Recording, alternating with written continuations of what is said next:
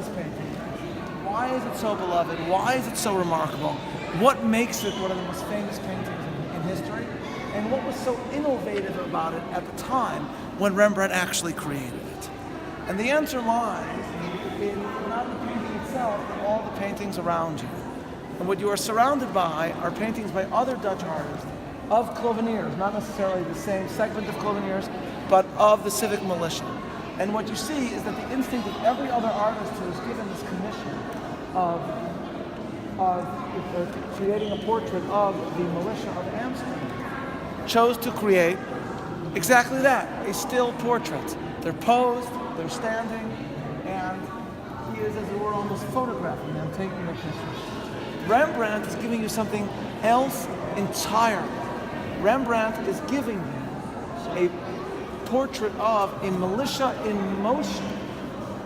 What's extraordinary about this painting is the forward thrust, almost as if it's with the illusions of depth, so that it seems like actually the militia is marching off the canvas toward you. Not only that, but if you actually take a look, you see that the members of the militia are not marching in tight formation. Every single one of them is doing something entirely different. They are together, and yet they are individuals. It seems for a second as if it's anarchic, as if it's chaotic, and yet at the same time, they are all marching together in a group. And what Rembrandt is telling you is that this is what it means to be free. Remember, and we talked about this on the boat, the central image in the minds of Dutch citizens was the rebellion against tyranny, the rebellion against the Catholic Empire of Spain.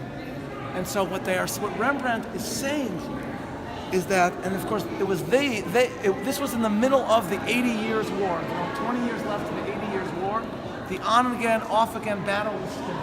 So their job, though it turned out they didn't actually end up having to do much, but their job when they were painted is to defend Amsterdam against tyranny, against the Catholic Empire.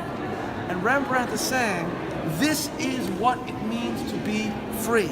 This is freedom. The essence of freedom, the essence of the Dutch Republic, is on the one hand the ability to be an individual, and at the same time to actually be part of something larger. And that's a very big challenge which had never really developed until this point in the West. It's like the famous line from Life of Brian, where the pretend Messiah says to all the crowd around him, says, listen, you don't need to follow me, you are all individuals. And in unison they all say, yes, we are all individuals.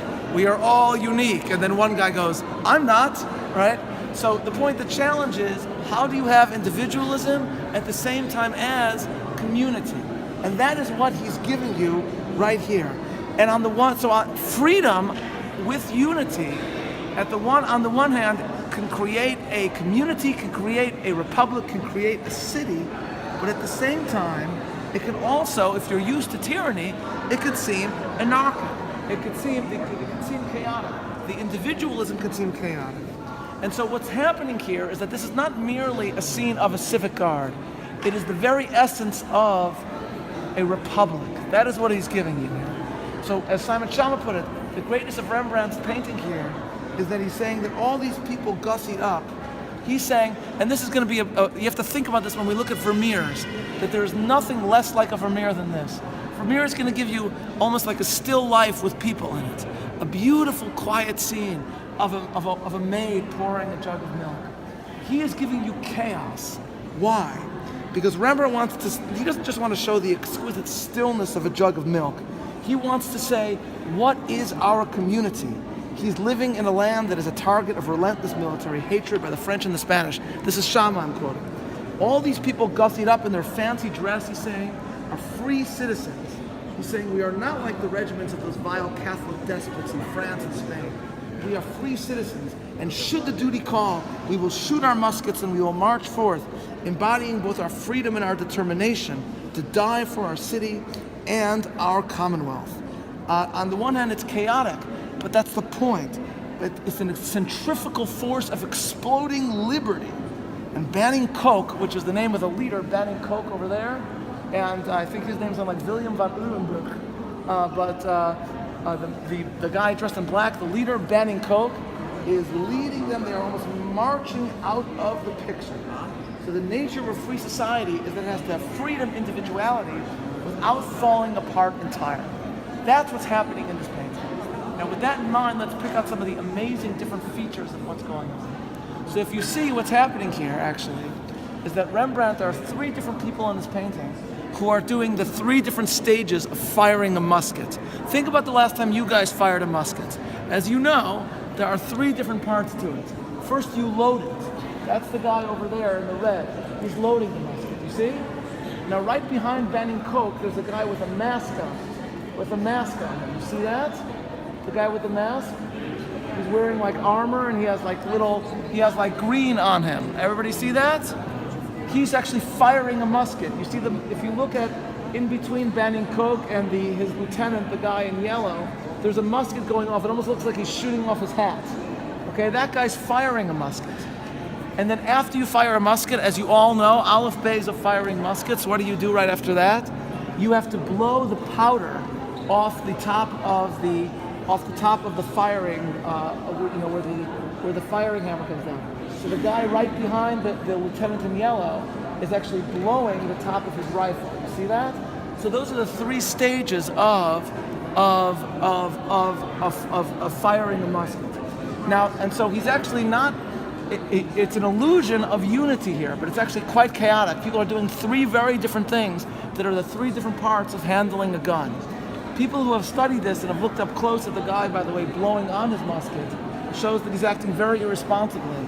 Because he's holding, it's hard to see from here, but he's actually holding a lit firing match right next to the powder that he's blowing off. And the point again is that, on the one hand, the wonderful nature of a republic that's rebelled against tyranny is that now you have freedom, now you have individuality.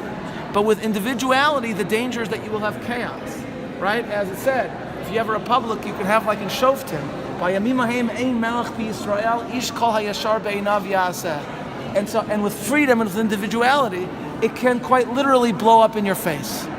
That's part of what's happening in this painting. Now, a couple other very important things. So if you take a look, this is a secret part of the painting. If you take a look at the guy all the way in the center, in the top back center, you see a guy with a brass helmet. Right behind him, you see one eye, a man with one eye with a little hat. If you look at the handout I've given you, you'll see a close-up of it on the top left, and then if you go back right here on the other side, top left of the painting, you see? Now if you go back up and find the guy, you'll see that little eye up over there. That's Rembrandt. Rembrandt has put himself in the painting.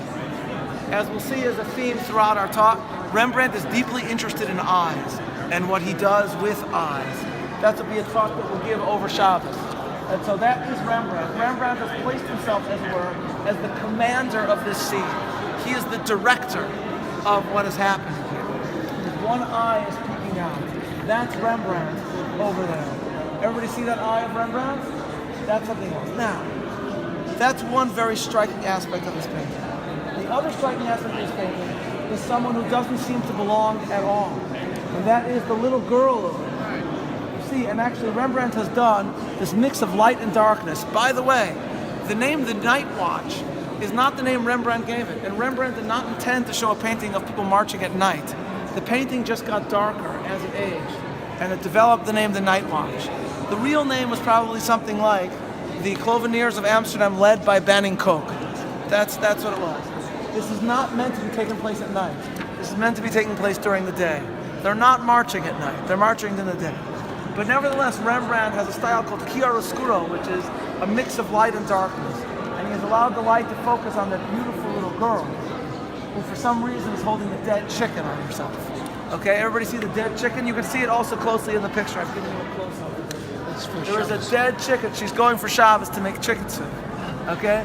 Everybody see the dead chicken hanging from her? And someday be gone. So there's a lot of different theories about what the heck is going on with that girl. But what's happening, first and foremost, this much we can say. First, the symbol of the Cloveniers is a claw. And so the claw of the chicken is meant to be a reference to it. But also, and this is quite clear, that actually that girl is modeled on Rembrandt's wife, Saskia. If you actually take a look at the other page I've given you with the Jewish bride discussion of it, you'll see that there's a picture called The Great Jewish Bride. That's the etching. That's supposed to be Esther, modeled on his wife Saskia. That's his wife Saskia as Esther, holding Achashverosh's decree to kill the Jews, and pondering what to do and about to go into Achashverosh. That's modeled on his wife. And you see they have the same, in other words, and the similarity is very striking. And his wife, this painting is painted in finished in 1642, and his wife died in 1642. After already several of the children had died in childbirth, and they had some children who lived, and then his wife, the love of his life, whose house we will see it tomorrow, she was either dead at this point when it was finished, or she was dying.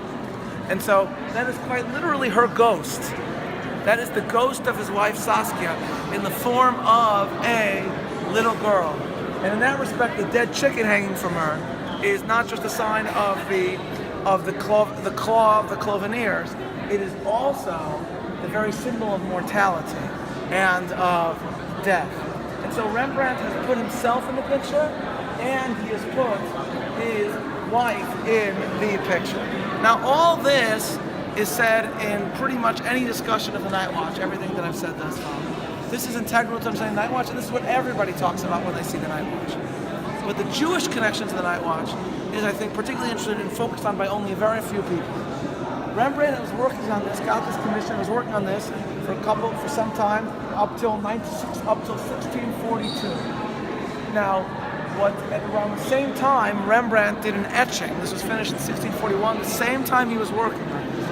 As we'll see in the Rembrandt's House Museum tomorrow, the Rembrandt pioneered etching and prints as a form of art. And in 1641, he gave us an etching called The Triumph of Mordechai, which I've given you here. A member of our group, not in this group but in the other one, Ruth Shapiro, actually owns this print, by the way. It's in her home. I mean, there are various versions of prints. They're not just one, but they're rare, and she has one of The Triumph of Mordechai. I've seen them in her home. Now, if you